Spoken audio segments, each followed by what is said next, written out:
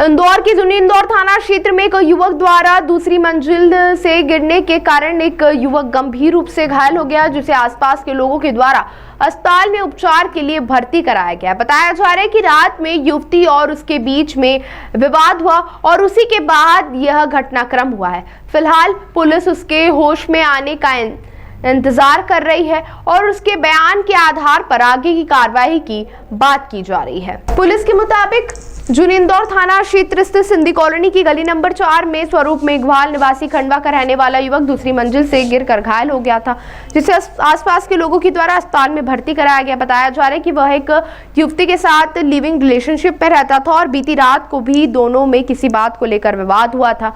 अब उसका पैर फिसलाया, फिर उसने दूसरी मंजिल से छलांग लगाकर आत्महत्या करने की कोशिश को लेकर अभी जांच पड़ताल की जा रही है।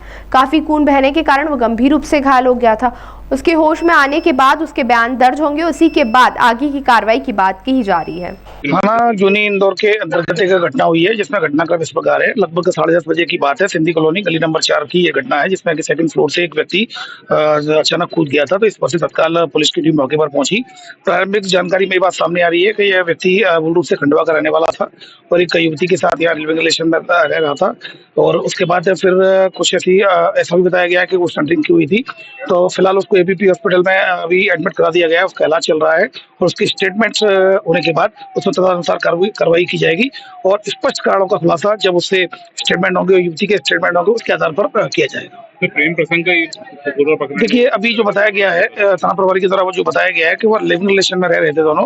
फिर किसी बात पर अगर कहीं कुछ विवाद हुआ होगा तो तात्कालिक में वो भी अब स्पष्ट होगा उसके स्टेटमेंट से। अभी हॉस्पिटल में एडमिट करा दिया गया है और बातचीत कर रहा है, उसके स्टेटमेंट लिए जा रहे हैं, उसके आधार पर स्पष्ट खुलासा किया जाएगा। ताज़ा खबरों के लिए सब्सक्राइब करें JSR टाइम्स और साथ ही नोटिफिकेशन पाने के लिए बेल आइकन को दबाएं।